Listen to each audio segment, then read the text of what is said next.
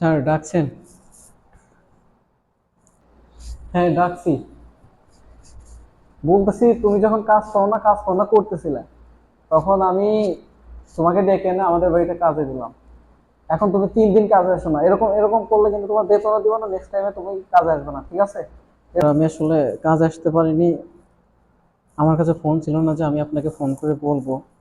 আপনি তো জানেন খুব ছোট বয়সে, ছোট রেখে আমার বাবা মারা যায়, আমার একটা বোন আছে। তো তখন থেকে আমার মা পরের বাড়ি কাজ করে আমাদের মানুষ করে। তো আমার মাটা যখন অসুস্থ হয়ে যায়, আমি লেখাপড়া বাদ দিয়ে আপনাদের বাড়িতে কাজ করি। তো 2 দিন আগে স্যার আমার মা মারা গেছে। তো স্যার কি করবো বুঝতে পারতেছিলাম না, আপনাকেও কোনোভাবে জানাতে পারিনি, যার কারণে আমি 2 দিন কাজে আসতে পারিনি স্যার।